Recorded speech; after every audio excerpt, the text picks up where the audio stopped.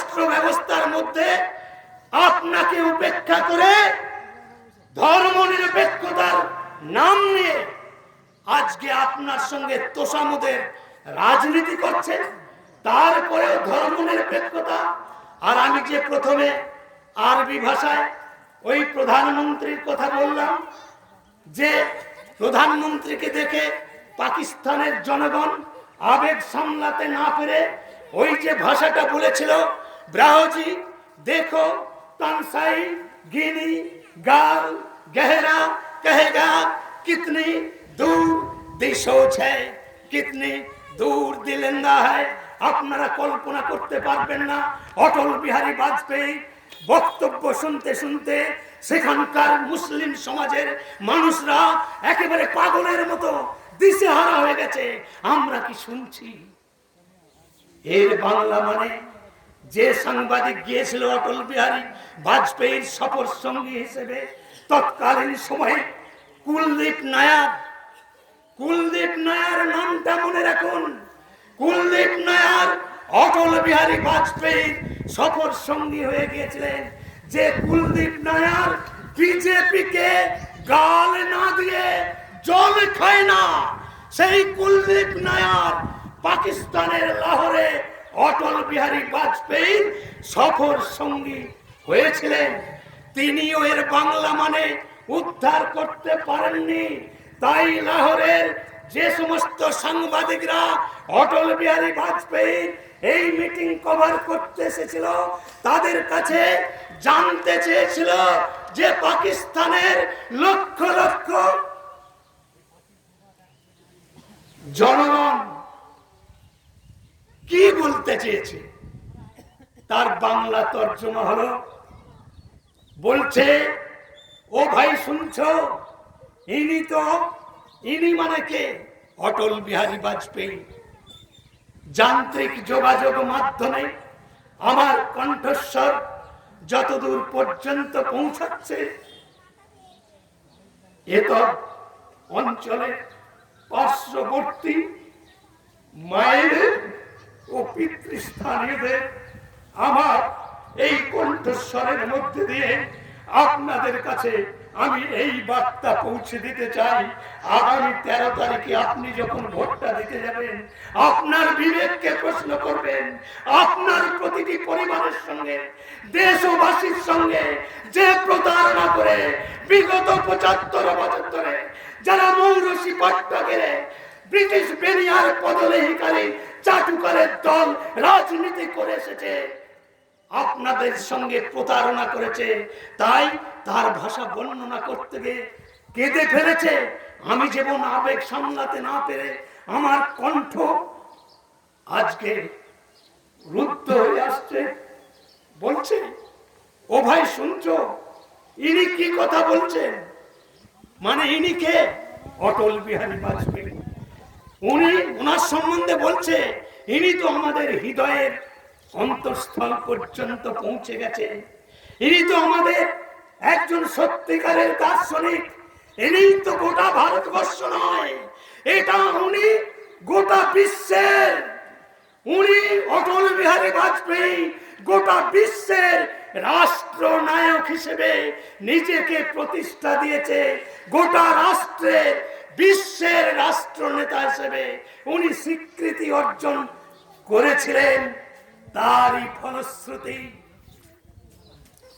গোটা পৃথিবীর মিডিয়াকুল অটল বিহারীর সেই বাজপেয়ীর বক্তব্য, পাকিস্তানের নাগরিকের মধ্যে যে প্রেম আনুগত্য, একজন 35 বছরের লেডি ডক্টর ওই সাংবাদিকের সামনে আবেগ সামলাতে না পেরে বলে ফেললেন, আমি অটল বিহারী বাজপেয়ীকে ভারতীয় সংস্কৃতির প্রতি পূর্ণ শ্রদ্ধা দিয়ে, পূর্ণ আনুগত্য দিয়ে আমার বিয়ে করতে ইচ্ছা করে।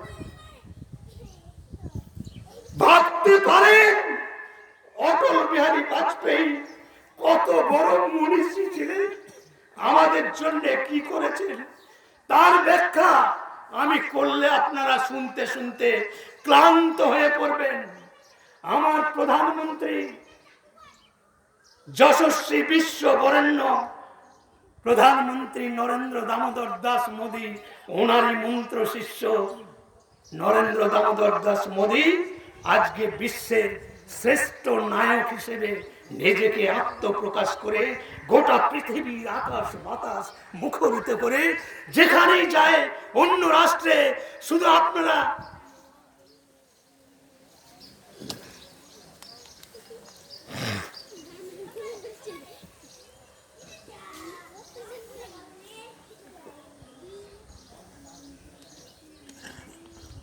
একটু ফোন করো, ওরা কখন আসছে করছি। আমি জানি না আমি কতক্ষণ বলতে পারবো, কিন্তু আপনাদেরকে এখানে আমি রাত 12টা পর্যন্ত বসিয়ে রাখবার মতো ক্যাপাসিটি আমার কাছে আছে। এরকম ঘটনা আমার লাইফে ঘটেছে। লালকৃষ্ণ আদবানিজির যে রথযাত্রা এসেছিল, স্বর্ণ জয়ন্তী রথযাত্রা, হুগলির ব্যান্ডেল মোড়ে আমি বাধ্য হয়েছিলাম সেই 30-35 হাজার জনগণকে বসিয়ে রাখার জন্য। আমি একমাত্র বক্তা ছিলাম হুগলি জেলার মন্ডল সভাপতি আমাকে আহ্বান করেছিল, দেবুদা আপনাকে সবার শেষে দেব। মানে রাত্রি 9টা 5-এ আমাকে স্টেজ ছেড়েছেন। আর আদবানিজি রথ তখন মেমারি এসে পৌঁছায়নি। আমাকে বললেন, দেবুদা আদবানিজির রথ এইখানে যতক্ষণ না পৌঁছাবে ততক্ষণ আপনাকে বক্তব্য রাখতে হবে। আমি বাধ্য ছিলাম।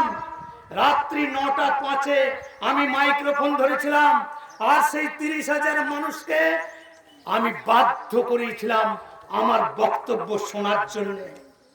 গোটা ব্যান্ডেল বাজারে খাবারের দোকানের খাবার শেষ হয়ে গেছিল, মিষ্টির কড়াইয়ে শুধু রসটুকু পড়েছিল, কারণ আদবানিজির রথ ওইখানে মঞ্চের কাছে পৌঁছেছিল রাত্রি 1:15 বাজে। রাত্রি 1:15, 9টা 5 থেকে রাত্রি 1:15 ক ঘন্টা হলো আপনারা হিসেব করে রাখুন। 4 ঘন্টা 10 মিনিট আমি বলতে বাধ্য ছিলাম। আমি তার প্রলাপ বকিনি যে অত হাজার মানুষ, 30-35 হাজার মানুষ গোটা জিটি রোড জাম করে গোটা বাজারের আনাচে কানাচে গাছের ডালে পর্যন্ত মানুষ বসে থেকে আমার বক্তব্য শুনেছে। আমি সেই দেবপ্রসাদ চৌধুরী আপনার গ্রামে এসেছি বক্তব্য রাখতে, সুযোগ দেওয়া হয় না জানেন। আমি বক্তব্য রাখতে চাইলে আমার পিছন থেকে পাঞ্জাবির ঝুল ধরে টেনে, হুগলি জেলাতেও হয়েছে, আমাকে থামিয়ে দেওয়ার জন্য। কারণ কি জানেন?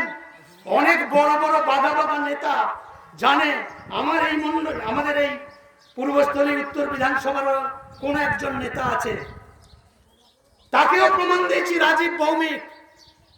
ওনার সমর্থনে বক্তব্য রাখতে গিয়ে 2.5 ঘন্টা আমি বলতে বাধ্য ছিলাম। সেখানেও 30,000 মানুষ বসেছিল। রাজীব ভৌমিক ছিল, রাজ্যের তাবৎ নেতা বসেছিল, আর এই যে নির্বাচন কমিশনের আধিকারিকরা এসেছেন, 3 জন এসেছিলেন সাংবাদিক আমার বক্তব্য ক্যাসেট করবার জন্য। স্টেজের মধ্যে আমার মুখের কাছে চলে এসছে, যদি বেফাস কিছু বলে ফেলি তাহলে আমার পিছনে আছলা বাঁশটা কি ভালো করে দিয়ে দেবেন। এখানেও আছে, এখানেও নির্বাচন কমিশনারের আধিকারিকরা রয়েছেন, আমি যদি বেফাস বলি আমার পিছনে আছলা দিয়ে দেবে। তাই আমি তথ্য ছাড়া বক্তব্য রাখি না। তো যাই হোক, খবর পেলে আমাদের পরবর্তী বক্তা আসছে সঞ্জীব হাজরা। তো এই বিবরণগুলো এই জন্য দিলাম, অতীতের বহু স্মৃতি বিজড়িত অনেক ঘটনা আছে। তো সেই লালকৃষ্ণ আদবানিজির সমর্থনে এই বক্তব্য রাখতে গিয়ে একজন উচ্চ শিক্ষিত, প্রায় 80 বছর বয়স, স্টেজের মধ্যে উঠে পড়েছে। একদম বক্তব্য শুনতে শুনতে আবেগ সামলাতে না পেরে একদম স্টেজে উঠে পড়েছে আমাকে কনগ্রাচুলেশন জানাবার জন্য। কারণ সুনীল গঙ্গোপাধ্যায়ের সম্বন্ধে বিস্তারিত ব্যাখ্যা করেছিলাম, টাইম পেয়েছিলাম পর্যাপ্ত। ও হিন্দু ধর্ম, শিখ ধর্ম, ইসলাম ধর্ম থেকে আরম্ভ করে সমস্ত ধর্মের নারী নক্ষত্র আর বুদ্ধিজীবীদের একেবারে উলঙ্গ করে দিয়েছিলাম। আমি আজকের এই মঞ্চ থেকেও প্রশ্ন করতে চাই, তথাকথিত ধর্ম নিরপেক্ষবাদী যে সমস্ত রাজনৈতিক দল আমার বক্তব্য শুনছেন, আমি তাদের কাছে প্রশ্ন রাখতে চাই। আমি অতীতের এই প্রসঙ্গে আর যাব না, কারণ আমার প্রশ্ন রাখা খুবই প্রয়োজন, বিশেষ করে তৃণমূল কংগ্রেসের নেতাদের। যারা আমার কণ্ঠস্বর শুনতে পাচ্ছেন, দূর থেকেই আমার কণ্ঠস্বর ভিডিও করুন, করে যেখানে খুশি পাঠিয়ে দিন আমার বক্তব্য। আপনাদের কি কোনো নৈতিক দায়িত্ব বলে কিছু নেই? আপনাদের এই সমাজ ব্যবস্থার উপরে দাঁড়িয়ে আপনাদের সাধারণ বিবেক, বুদ্ধি, বিবেচনা সব কি জলাঞ্জলি দিয়ে দিয়েছেন? আমি আপনাদের প্রশ্ন করছি, বিশেষ করে তৃণমূলী ভাইদের, দাদাদের, মায়েদের, বন্ধুদের, আপনারা এতটা কাপুরুষোচিত আচরণ কেন করছেন? দিদির চটি কেন চাটছেন? আপনাদের এতটুকু লজ্জা করে না? আমি যদি দিদির কুকীর্তির ইতিহাস এখানে আমি একটা একটা করে ব্যাখ্যা করতে থাকি না, এই তৃণমূলের নেতারা ঝ্যাঁটা নিয়ে মমতা ব্যানার্জিকে পিটাতে চলে যাবে। আমি দায়িত্ব নিয়ে বলছি, যদি দিদির কুকীর্তির কথা আমি একটা একটা করে বলি, দিদিকে আপনারা নিজেরা যাবেন ঝ্যাঁটা পিটে করে ওকে সিধে করতে। আপনাদের স্মরণ করে দিই, আপনাদেরই দলের উপনির্বাচনে জিতেছিল মেদিনীপুর থেকে দীপক ঘোষ। দীপক ঘোষের সেই বইয়ের কাহিনী আমি যদি খুলি, আমার কাছে পুরো হিস্ট্রি আছে। উনি কত কুকীর্তি করেছেন ওনার জীবদ্দশায়, তার সমস্ত ব্যাখ্যা ওনার দলের এমএলএ দীপক কুমার ঘোষ, একজন ব্যারিস্টার, তার বইয়ের মধ্যে লিপিবদ্ধ করে দিয়ে গেছেন। বুকের পাটা থাকলে তৃণমূল কংগ্রেসের বাঘা বাঘা দামরাদের আমি বলছি, আপনাদের দলের নেতাদের বলছি, বুকের পাটা থাকলে আপনার দলের প্রাক্তন এমএলএ দীপক ঘোষের বিরুদ্ধে মানহানি মামলা করে দেখান, তাহলে বুঝবো আপনারা কত বড় সাহসী বেটা ছেলে। সেটা করতে পারবেন না, কারণ আপনারা স্বীকার করেন দিদির কুকীর্তির কাহিনী আপনারাও অল্প বিস্তর শুনেছেন। তাই এই কিছুদিন আগে আমাদের শ্রদ্ধেয় নেতা শুভেন্দু অধিকারী কলকাতার একটি জনসভায় বলেছিলেন যে খাতা খুলবো নাকি, দীপক ঘোষের বইটা পাবলিকের কাছে পৌঁছে দেব। ওনার দলের আরেকজন নেতা হুঁশিয়ারি দিয়েছিলেন, ইদ্রিস আলী বলেছিলেন ওই বই মানুষের কাছে দিলে পরে জিভ কেটে নেব। কত বড় বুকের পাটা! শুভেন্দু অধিকারীর জিভ কেটে নেবে। যেমন শাহজাহান বলেছিল শেখ শাহজাহান পিঠের চামড়া গুটিয়ে দেব, তো শেখ শাহজাহান আজকে কোথায়? চামড়ার ছাল ছাড়িয়ে এখন গড়াদের মধ্যে রয়েছে। চরম চরম ঢাক বাজানোর অনুব্রত মণ্ডল উন্নয়নে দাঁড়িয়ে আছে।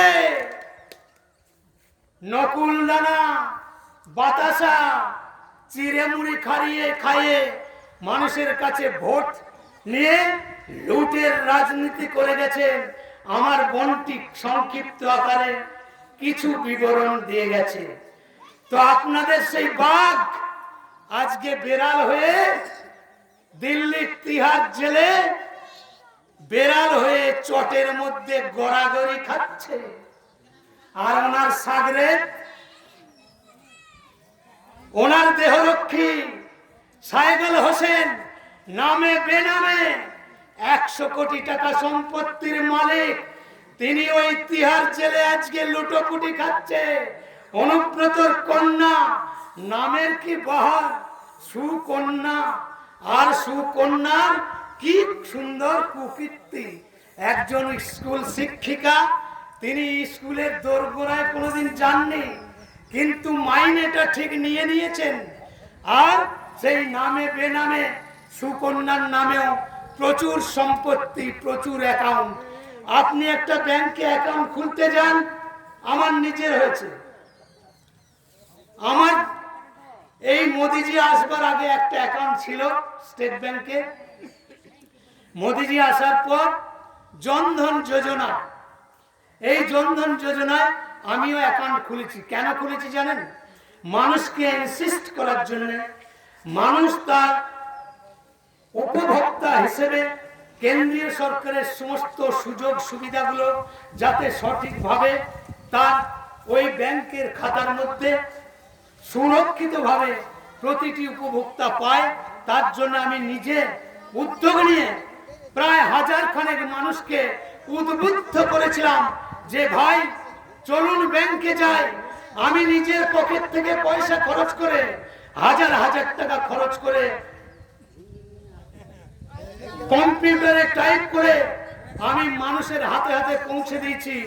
চলুন ব্যাংকে যাই। তৎকালীন আমাদের মন্তেশ্বর মন্ডলের সভাপতি ছিল সুশান্ত ঘোষ, আর সাক্ষী ঘোষ ছিল কিষাণ মোর্চার সভাপতি। আমিও সাক্ষী ঘোষের জন্য রাজ্য কমিটির মেম্বার। আমি সাক্ষী ঘোষকে নিয়ে হাজার হাজার মানুষ যাতে এই জনধন যোজনায় নাম নথিভুক্ত করতে পারেন তার ব্যবস্থা করেছি। আমি এখানে প্রশ্ন করছি, আমার কণ্ঠস্বর যারা শুনতে পাচ্ছেন, আমি আগেই বলেছি না, আমি যে বক্তব্য রাখবো কোন বক্তার কাছে এ বক্তব্য আপনারা জীবনে শোনেননি, কেউ ব্যাখ্যা বিস্তারিত করবে না। আমি প্রশ্ন করছি আপনাদের কাছে, আপনারা হাত তুলবেন। আমার কথাটা আগে শুনুন। এই জনধন যোজনায় নাম নথিভুক্ত করেছেন এবং তাকে চালু রেখেছেন এইরকম ব্যক্তি যারা আছেন, আপনারা হাত তুলুন, আমি দেখতে চাই। 3 জন মাত্র। আপনারা কি বাংলা বোঝেন না? জনধন যোজনা মানে মোদিজি যেটা জিরো ব্যালেন্সের অ্যাকাউন্ট বলছে, সেই অ্যাকাউন্টটা খোলেননি এতগুলো মানুষ। তা হাতটা তুলতে কি কষ্ট হচ্ছে নাকি? 3 জন হাত তুলছেন, তাহলে কম বেশি সবাই করেছেন। আপনাদের কি জানা আছে এই যোজনার জন্য আপনি কি কি সুফল পেতে পারেন? কেউ জানেন? কেউ জানেন? কি করে জানবেন? জানার চেষ্টা করেননি কোনোদিন? এই জনধন যোজনায় এটিএম কার্ড কতজন পেয়েছেন? এটিএম কার্ড খেদিয়ে দিয়েছে। এটিএম কার্ড ব্যবহার করেন না কেউ? হ্যাঁ, তা করবেন কেন? যে এটিএমটা মোদিজি আপনার জন্য দিয়েছে, আপনার সুরক্ষার জন্য, সেটা ব্যবহার করবেন না কেন? খালি খুঁজলি আছে নাকি এটিএম ব্যবহার করা? একটা অশিক্ষিত মেয়ে ছেলে সেও এটিএম ব্যবহার করতে পারে। আপনারা কেন পারেননি? এটিএম কেন ব্যবহার করেননি? ওই এটিএমটা থাকলে, শুনে রাখুন, ওই এটিএমটা থাকলে আপনি ওই এটিএম কার্ডের মাধ্যমে 5000 টাকা লোন পেতে পারেন। কোনো গ্যারান্টার লাগবে না, আপনি 5000 টাকা লোন পাবেন। এটা হচ্ছে হকার, বেকার, খেত মজুর থেকে আরম্ভ করে সবাই এর সুযোগ নিতে পারবে। ওই এটিএমটা ঠিক মতো ব্যবহার করলে প্রতিটি 90 দিনের মধ্যে এটিএমটাকে সুইপ করতে হয়। আপনার টাকার দরকার থাকুক না থাকুক, আপনাকে সেটাকে ব্যবহার করতে হবে। তার মানে ওই এটিএম ব্যবহার করলে পরে প্রধানমন্ত্রীর জনধন যোজনার যে সুবিধা, অর্থাৎ 30,000 টাকার মেডিক্লেম আপনার স্বাস্থ্যজনিত ক্ষেত্রে কেন্দ্রীয় সরকার আপনাকে দেবে। লক্ষ লক্ষ মানুষ পেয়ে গেছে সারা ভারতবর্ষে। 1,34,00,000 মানুষ এই যোজনার সুফল পেয়েছে, আর আপনারা ঘাড় নাড়ছেন। আপনাদের লজ্জা হওয়া উচিত। আপনারা বিজেপি করছেন, আপনাদের লজ্জা করা উচিত। আপনারা নিজেরা জনধন যোজনা সম্বন্ধে জানেন না, বোঝার চেষ্টা করেন না। অন্য মানুষকে আপনারা কি বোঝাবেন, কি সুফল দেবেন? এই যোজনায় আপনার মৃত্যুকালে ওটা 1 লক্ষ টাকা ছিল, ওইটা এখন 2 লক্ষ টাকা হয়েছে। এই জনধন যোজনায় অ্যাকাউন্ট হোল্ডার যদি তার মৃত্যু হয়, এই জনধন যোজনার মাধ্যমে আপনার পরিবার 2 লক্ষ টাকা করে পাবে। ইতিমধ্যেই আমার গ্রামের 5 জন যাতে পায় তার ব্যবস্থা আমি নিজে করেছি এবং তারা পেয়েছে। যদিও তারা বিজেপিকে গাল না দিয়ে জল খায় না, তৃণমূলের নেতা, আমি নাম করে দিচ্ছি, আপনারা জেনে নিন। পুটসুরি গ্রামের অর্ঘগণ মারা গেছে মোটরসাইকেল অ্যাক্সিডেন্টে। সেই অর্ঘগণ 2 লক্ষ টাকা পেয়েছে মাত্র 20 দিনের মাথায়। ওই গণ ফ্যামিলির উৎপলগণ ক্যান্সার রোগে আক্রান্ত। সেই উৎপলগণ 1 মাসের মধ্যে তার স্ত্রী যা আমার বাড়িতে এসেছিল, ওই যোজনার সুফল পাওয়ার জন্য আমার কাছে এসেছিল। সে তৃণমূল করে বলে আমি তাকে ফিরিয়ে দেইনি, আমি তার পাশে দাঁড়িয়েছি। সে 2 লক্ষ টাকা পেয়েছে।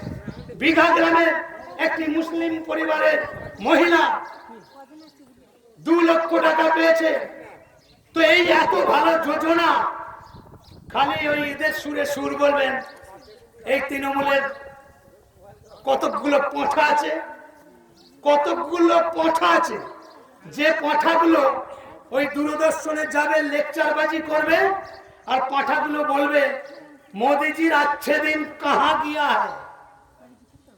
আমি সেই পাঠাগুলোকে বলছি, এটা কি আচ্ছে দিন নয়? প্রধানমন্ত্রী আমাদের পরবর্তী বক্তা অর্থাৎ আমাদের পূর্বস্থলী উত্তরের মন্ডলের সভাপতি সঞ্জীব হাজরা এসে গেছে, তাই আমি আর বেশি বলবো না। আমি যে বিষয়টা বলছিলাম, যে প্রধান কজন জানেন এইটুকু শুধু হাত তুলবেন। অটল পেনশন করেছেন? অটল পেনশন করেছেন? প্রধানমন্ত্রী সুরক্ষা বীমা যোজনা করেছেন? অর্থাৎ বছরে 12 টাকা জমা দেওয়ার একটা যোজনা, বছরে 12 টাকা, আর একটা হচ্ছে 330 টাকা। এই দুটো যোজনা মোদিজি দিয়েছে। যাই হোক, এই বিস্তারিত ব্যাখ্যার জন্য আরো সময় দরকার, আমাদের টাইমও শেষ হয়ে যাচ্ছে। তো যাই হোক, আমি সকলের কাছে শেষ আমার যে আমাদের প্রার্থী অসীম সরকার, তাকে পদ্মফুল চিহ্নে ভোট দিয়ে আমরা জয়যুক্ত করবেন, মোদিজির হাতকে শক্ত করবেন, এই বলে আমার বক্তব্য আমি শেষ করছি। বন্দে মাতরম, ভারত মাতা কি জয়। এরপর সংক্ষিপ্ত বক্তব্য রাখবেন আকাশের আবহাওয়া ভালো নয় মন্ডল সভাপতি মাননীয় সঞ্জীব হাজরা মহাশয়।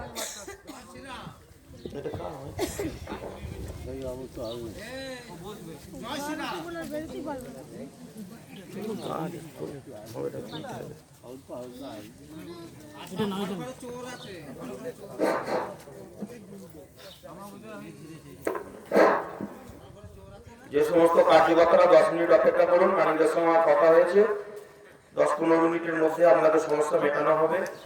আকাশের পরিস্থিতি ভালো নয়, আমরা 2-4 কথা বলে যে নির্বাচনী প্রচার যে নিয়ম নীতি বিধি আছে আমরা সেগুলো মেনে চলব। সকলকে জাতীয়তাবাদী গৌরীকে অভিনন্দন জানিয়ে 2-4 কথা আপনাদেরকে তুলে ধরতে চাইছি। আজকে নির্বাচনের শেষ লগ্নে এসে আমরা আপনার গ্রামে পৌঁছেছি। এর আগে একটা প্রোগ্রাম করার জন্য ডেট নিয়েছিলাম, বামপন্থী দলের প্রোগ্রাম থাকার জন্য সেদিন আমাদের মিটিংটা ক্যান্সেল হয়ে যায়। যাই হোক, সকলেই কম বেশি বুঝতে পারছেন, টিভি, রেডিও, মিডিয়ার মাধ্যমে এবং সোশ্যাল মিডিয়ার জগতে, মোবাইলে আপনারা সবকিছু দেখতে পাচ্ছেন যে বর্তমান ভারতবর্ষের পরিস্থিতি, ভারতের প্রধানমন্ত্রী ভারতবর্ষকে কোন জায়গায় নিয়ে গেছে। তাই বলার কিছুই রাখেনি, 2-4 কথা আপনাদের সামনে তুলে ধরছি। আপনারা কেন প্রধানমন্ত্রীকে ভোট দেবেন, কেন বিজেপিকে ভোট দেবেন? দিদিমণি শুধু একটা লক্ষ্মীর ভান্ডার দিয়ে লোকের দ্বারা দ্বারে মিথ্যা ফর্ম নিয়ে এসে বলছে দেখো তোমাদের লক্ষ্মীর ভান্ডার দিচ্ছি, 1000 টাকা, 500 টাকাটা 1000 টাকা করে দিয়েছি, বলতে যদি এতটুকু লজ্জাবোধ থাকতো তাহলে দিদিমণি ওই ঢাক পিটিয়ে লক্ষ্মীর ভান্ডারের গল্পটা করতো না। আজকে যে লক্ষ্মীর ভান্ডারের গল্পটা উনি করছেন, মার্কেটে সিপিএম যখন চলে যায় তখন ঋণ ছিল 27,000 লক্ষ কোটি টাকা, আর বর্তমানে এই 12 বছরের মাথায় দিদিমণির ঋণ দাঁড়িয়েছে 9 লক্ষ হাজার কোটি টাকা। ভাবতে পারেন কত টাকা ঋণ, যেখানে 2700 কোটি টাকা থেকে 9 লক্ষ হাজার কোটি। কল্পনা করতে পারেন এই 12 বছরে দিদিমণির ঋণটা কোন জায়গায় দাঁড়িয়েছে। দেখুন, আপনার মার্কেট থেকে খাসির মাংস খেতে ইচ্ছা হয়, বড় মাছ কিনে খেতে ইচ্ছা হয়, কিন্তু পকেট যদি পারমিট করে আপনি যা খুশি খান, হরিণের মাংস খান, দুঃখ নেই। কিন্তু মার্কেট থেকে ধার নিয়ে আপনি খেয়ে কতদিন চালাবেন? দিদিমণি যে আজকে ঋণ মার্কেট থেকে নিয়ে 1000 টাকা আপনার হাতে তুলে দিচ্ছে, দিদিমণি 4 মাস পর আর থাকবে না, কিন্তু এই পশ্চিমবাংলার জনগণের মাথায় ওই 9 লক্ষ হাজার কোটি টাকা ঋণটা থেকে যাবে। তাই সেই জায়গা থেকে দিদিমণি যা করতে চাইছে আপনারা কম বেশি সকলেই বুঝেছেন, যে চাকরি দেয় একজন শিক্ষিত বেকার ছেলে তার যন্ত্রণা কতটা। MA MSc BSc পাস করার পরেও সেই ছেলেটা বিএড করার ডিএড করার পরেও যখন চাকরি পায় না, তখন তার যন্ত্রণা কতটা যে বেকার সেই একমাত্র জানে। কিন্তু দিদিমণি কি করছেন? সত্যিকারের যোগ্যদের চাকরি না দিয়ে হাজার হাজার কোটি টাকা ঘুষ নিয়ে আজকে তাদেরকে চাকরি দিয়েছে। সেই চাকরি আজকে দিদিমণি প্রমাণিত যে রাজ্য সরকার দুর্নীতি করেছে। একটু ভুল হয়ে গেছে, আমি আমাদের মন্ডল সভাপতিকে আজ করে নিচ্ছি। সেই জায়গায় দাঁড়িয়ে যেভাবে শিক্ষিত বেকার ছেলেদের সঙ্গে প্রতারণা করেছেন, যে 26,000 চাকরি কয়েকদিন আগে হাইকোর্ট বাতিল বলে ঘোষণা করেছেন, বারবার উনি বলেছিলেন হাইকোর্ট যে আপনার যোগ্যদের লিস্ট বানিয়ে আমাকে জমা করুন। নির্লজ্জ একটা পশ্চিমবঙ্গ সরকারের নির্লজ্জতা কোন জায়গায় দাঁড়িয়েছে, যেখানে 19,000 চাকরি বৈধ, মাত্র 6-7 হাজার চাকরি অবৈধ, 12 লাখ 14 লাখ 15 লাখ টাকা করে নিয়েছে। যদি একজনের কাছ থেকে 10 লাখ হয়, তাহলে 1000 হলে কত টাকা হয়? 2000 হলে কত টাকা হয়? 3000 হলে কত টাকা হয়?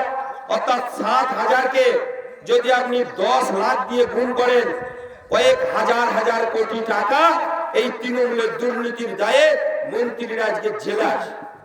আজকে সুপ্রিম কোর্টে যখন ছুটলেন, দিদিমণি রাজ্যের সরকার গিয়ে সেখানে জমা দিলেন যে হ্যাঁ এটা অবৈধ হয়েছে, 6,000 অবৈধ, 19,000 বৈধ। এই যে নোংরা খেলা পশ্চিমবঙ্গ সরকার তার নিজের দোষ নিজে স্বীকার করে নিয়েছে। তাই আমরা পশ্চিম বাংলায় কটা এমপি পেলাম, কি পাবো না বাদ দিন, 4 মাসের মাথায় দিদিমণি এবং অভিষেক বন্দ্যোপাধ্যায় এই দুর্নীতির গায়ে জেলে যাবে, এটা আপনারা নিশ্চিন্ত থাকতে পারেন। অর্থাৎ 4 মাসের মাথায়, আগামী 4 মাসের মাথায় আবার বিধানসভা নির্বাচনের জন্য পশ্চিমবাংলার মানুষকে সামনাসামনি হতে হবে। কারণ অভিষেক বন্দ্যোপাধ্যায় আর মমতা ব্যানার্জির চাকরি দায়ে দুর্নীতি করেছে, তার প্রমাণ নিজেরাই সুপ্রিম কোর্টে স্বীকার করে নিয়েছে।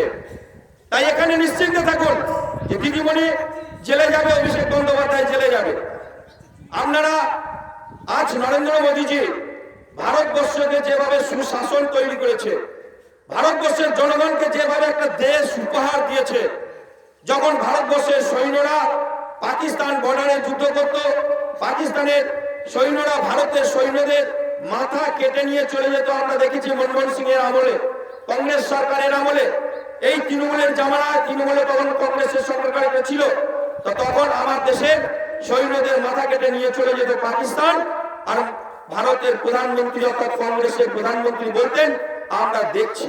কিন্তু আজ নরেন্দ্র মোদীজির প্রধানমন্ত্রী হওয়ার পর আমরা পাকিস্তানের জঙ্গি ঘাঁটি গুড়িয়ে দিচ্ছি এবং পাকিস্তানের ভিতরে ঢুকে জঙ্গিদেরকে খতম করে আসতে পারছি। এটাই হচ্ছে মোদীর ভারত।